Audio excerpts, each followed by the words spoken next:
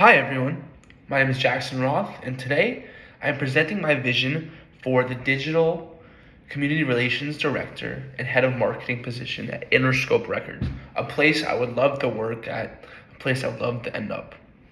This position represents an exciting opportunity to reshape how major record labels connect with fans in today's age of digitized media and just overall social media being such a major presence in our life. The challenge. Interscope faces a major critical growth challenge today.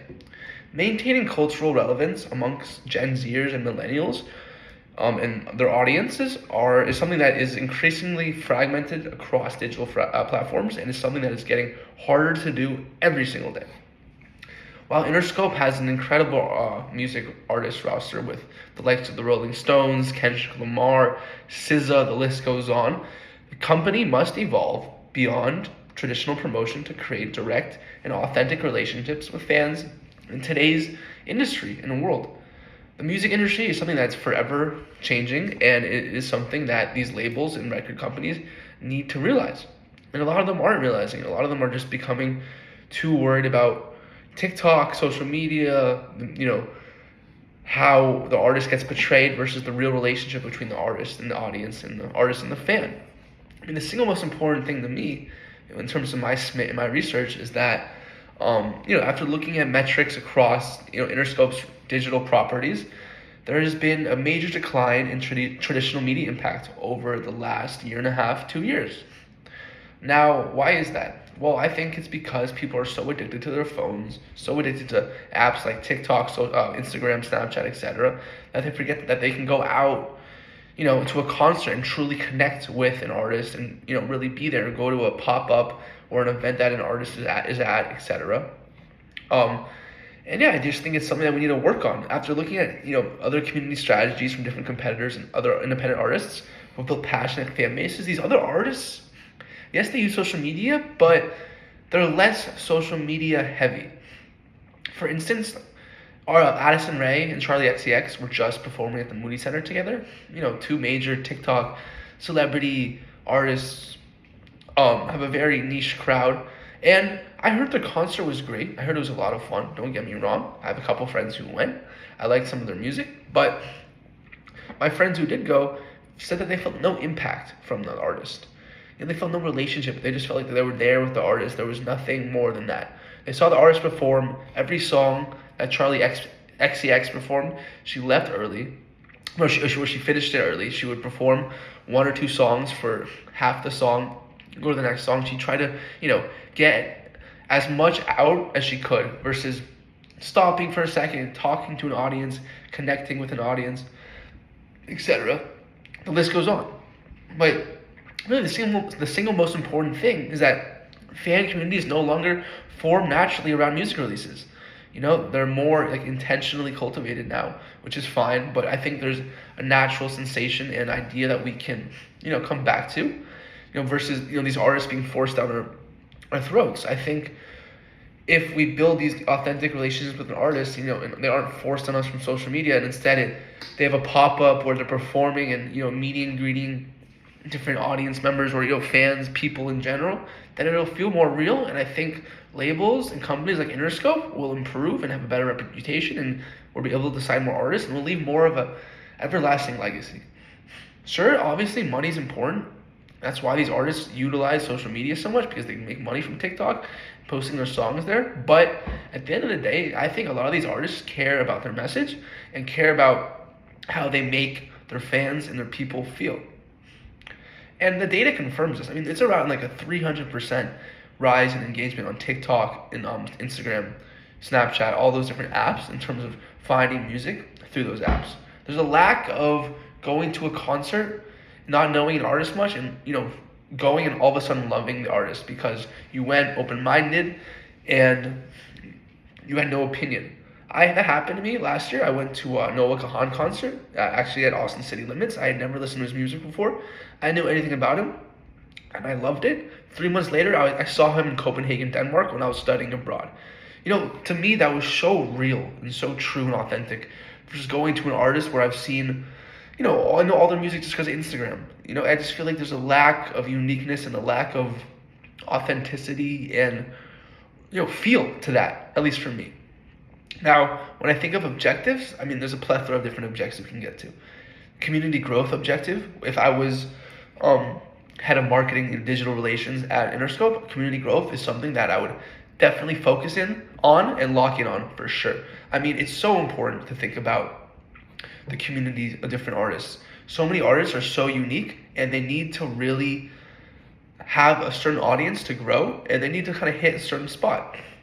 Some of these artists do that. Some of these artists are too big for that. But for instance, like my favorite personal artist community right now is Kind Music. It's a DJ group from Berlin, Germany. And they're just so real. Their concerts last for hours. They're constantly dancing, going into the stands with their fans. They're communicating with their fans. They ask their fans what songs they want to hear. They do meet and greets. They do after shows, after parties where they'll perform at a concert and then they'll perform somewhere else.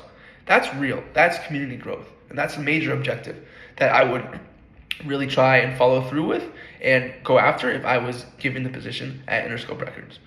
Engagement too, just being, real and honest with fans and audiences, whether that's going to a restaurant and handing out hamburgers that, like Bradley Cooper does in New York, or, different music artists, or going to a random street in a major city, like even Austin, and handing out clothing and playing music, playing new records out loud. I know Lorde, the music artist Lorde, the singer, she performed last night at Washington Square Park in New York City, celebrating the release of her new single, where she just played it out loud and sung it at the park. It was totally free.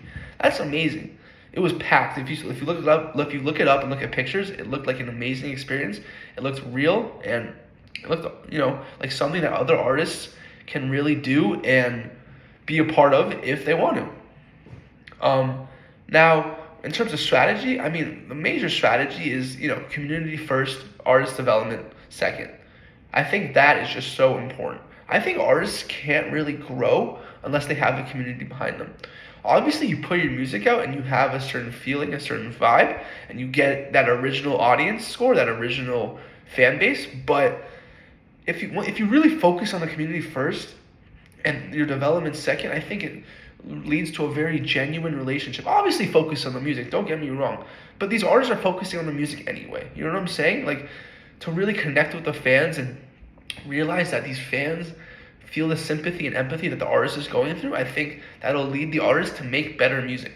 I think connecting with the fans and then focusing on the music is a great step, and something that not a lot of artists do. I think Lorde is a great example of someone who did that. She showed her song, and her song's just released, and it's doing great. It's doing great numbers right now because she talked to her fans about it before she released it. She made some tweaks. She heard feedback, all of that. She realized that her fans felt a certain way, and that she felt a certain way too after receiving feedback. It's important to surround yourself with not only yes people, not only the yes man. It's important to surround yourself around people who are willing to critique you and really give you that honest opinion, because it's growth. It helps you with growth and helps an artist become better. And the big idea that I would come up with is this idea of Interscope insider circles.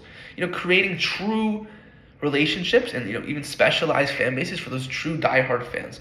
That's something that really, isn't appreciated enough in today's music world, where are these fans who are bigger fans than other fans of certain artists, and they deserve more respect and more praise. They just do, honestly, in my opinion. These wouldn't just be fan clubs; they'd be cultural laboratories where music discovery, artist development, and community engagement merge. And that's something that doesn't really exist. There's not really a fan artist community where they're going to hang out at a bar one night and listen to only that person's music, and that artist might show up and perform a song. Or they're going to a restaurant and that artist has influenced the restaurant in some sort of way, and there's a fan base there who a bunch of fans going to the restaurant together. I think that's something that is lacking. I feel like these major fans of certain artists should know each other. And Interscope should create a special group, special club of these fans who have shown dedication, gone a certain amount of concerts, a certain amount of events, pop-up events, etc.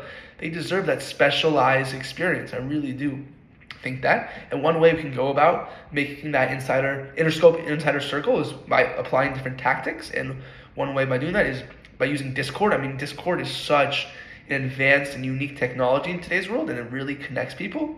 And obviously, there are a bunch of fan bases on Discord, but I think if Interscope got involved with these, Discords, I think it could create an even more powerful and stronger experience for these artists and fans to really intersect and create an honest relationship. Because if I'm an artist, at least me personally, I want to know who my major fans are. I want to see them. I want to have a relationship with them. I want to be friends with them. Obviously, you're friends with the other famous people, your producers, this, that. And of course, it's annoying to walk on the street and get yelled at by different people.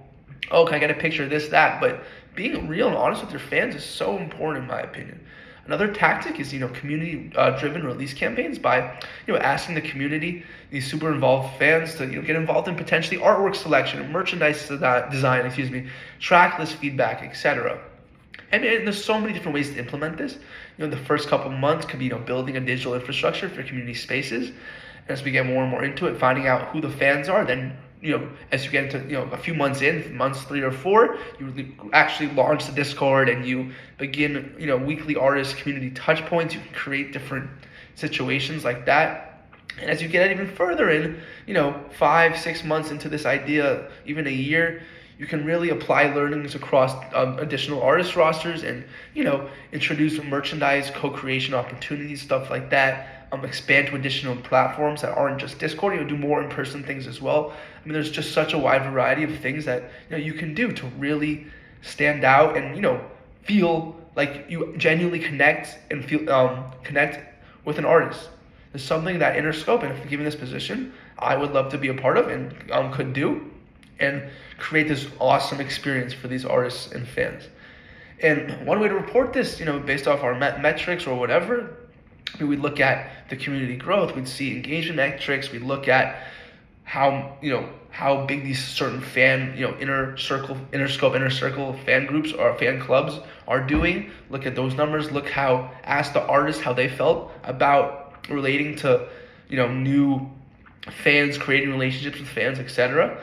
And I think when we look at success, I think if an artist is happy, if the fans are happy, if we create new industry community engagement benchmarks, if we hear about artist testimonials about their community impact on their creative process, how important that is to get the feedback from fans and move on and move with that feedback and create something beautiful, is very strong. This cross-pollination between artist communities and creating new cultural movements is an awesome thing.